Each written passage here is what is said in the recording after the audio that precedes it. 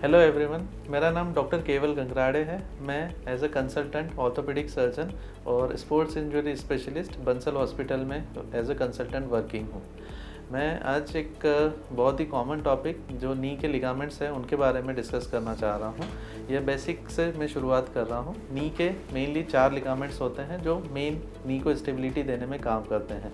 जैसे फ्रंट में जॉइंट के अंदर ACL और एक पीछे की तरफ PCL लिगामेंट होता है। सेम उसी तरह 2 साइड में लिगामेंट होते हैं जिन्हें हम LCL और MCL करके संबोधित करते हैं।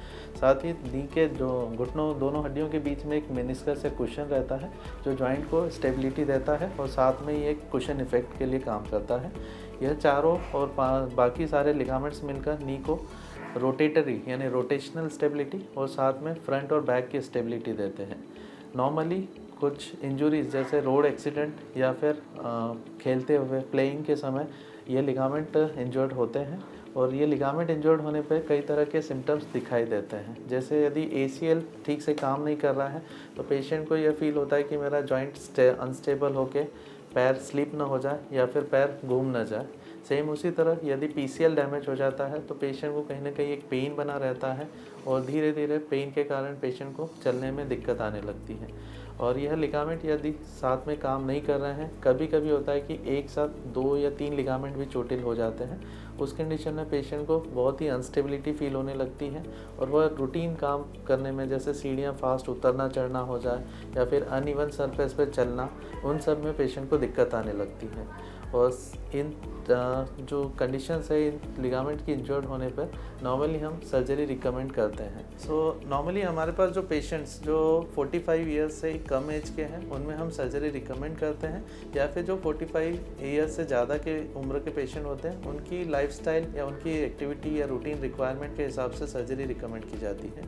सर्जरी रिकमेंड करने के 3 पर्पज़ होते हैं। पहला, जॉइंट को प्री इंजरी स्टेटस यानी चोट लगने के पहले पेशेंट जो सब एक्टिविटीज़ या रूटीन फॉलो कर पाते थे, जैसे स्पोर्ट्स इंजरी हो गया या फास्ट रनिंग होना, वॉकिंग होना, स्टेयर्स फास्ट उतरना चढ़ना, सारी एक्टिविटी कर पाएँ, इसीलिए सर्जरी रिकमेंड की जाती है। Post surgery patient usually normal और इवन स्पोर्ट्स एक्टिविटी करने में कंफर्टेबल हो जाते हैं। सेकंड है, सर्जरी का पर्पस जॉइंट को स्टेबल करना ताकि और लिगामेंट्स डैमेज होने का रिस्क कम हो जाए। आप समझिए यदि कोई लिगामेंट ठीक से काम नहीं कर रहा है, जॉइंट में एक अनस्टेबिलिटी या इंस्टेबिलिटी बनी रहती है जिसके कारण बाकी लिगामेंट्स डैमेज होने का रिस्क और बढ़ जाता है। और यदि जैसे कोई लिगामेंट काम नहीं कर रहा हो और फिर से नी पे ट्विस्टिंग इंजरी होता है या पैर ट्विस्ट हो जाता है तो साइड के लिगामेंट्स या फिर जॉइंट के बीच में जो कुशन होता है ये डैमेज हो सकता है जो आर्थराइटिस का रिस्क बढ़ा सकते हैं। तो इस तरीके से यदि ये निगलेक्ट की जाती है तो लॉन्ग टर्म में ये यूजुअली डैमेज बढ़ा देते हैं। तो आप समझिए कि जो नॉर्मल घुटना है उसकी लाइफ तो 5 साल ही डैमेज होगा, इंजर्ड घुटना है उसकी लाइफ 10 साल डैमेज हो चुकी होगी, तो ताकि पेशेंट को पेन भी बढ़ जाता है। और एक लिमिट तक सर्जरीज जैसे 2 साल 3 साल के गैप में सर्जरीज करने से ये चीज़ें काफ़ी हद तक रिकवर या नॉर्मलाइज की जा सकती हैं। बट यदि इसे 5 साल 10 साल तक डिले किया जाता है तो एक बार अगर जॉइंट कार्टिलेज डैमेज होना शुरू हो जाता है तो फिर वो आर्थराइटिस का पिक्चर शुरू हो जाता है, जिस कारण आर्थराइटिस के कारण फिर डैमेज और सीवियर बढ़ जाता है। लिगामेंट ऑपरेशन तब काफ़ी मुश्किल हो जाते हैं और फाइनली फिर जॉइंट रिप्लेसमेंट या उस तरीके की मेजर सर्जरीज रिकमेंड की जाती है। तो यदि हम माइनर इंजरीज लिगामेंट इंजरीज को इनिशियल स्टेजेस में ही टैकल कर लें या उन्हें प्रॉपरली ट्रीट कर दें तो ये लॉन्ग टर्म में काफ़ी बेनिफिशियल रहता है और नेचुरल नी जॉइंट को या घुटने को अपन बचा सकते हैं ताकि आगे आर्थराइटिस से बच सकें या मेजर सर्जरी जैसे जॉइंट रिप्लेसमेंट से काफ़ी हद तक बचाया जा सकता है। Post surgery usually rehabilitation protocol को लेकर भी कुछ पेशेंट्स को कन्फ्यूजन होता है कि सर्जरी होने के बाद रिकवरी कितना समय लेगा या कितने समय तक रुकना होगा या कितना उनकी लाइफ रिस्ट्रिक्ट होगी। तो यूजुअली जो ऑफिस गोइंग या रूटीन वर्कर्स हैं जो वो यूजुअली सर्जरी के तीसरे चौथे हफ्ते में एक्टिविटी या ऑफिस वर्क ज्वाइन कर सकते हैं।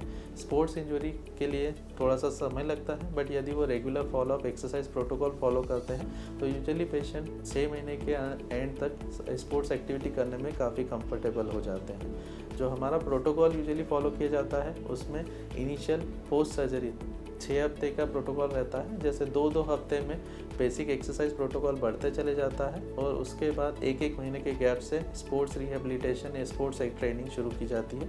तो यूजुअली 6वें महीने तक पेशेंट्स रनिंग करने में, जॉग करने में काफ़ी कंफर्टेबल हो जाते हैं। और एक बार पेशेंट की लिगामेंट की टोनिंग, लिगामेंट की हीलिंग अच्छे से हो जाती है तो वो ऑलमोस्ट सारी एक्टिविटी करने में कंफर्टेबल फील करते हैं।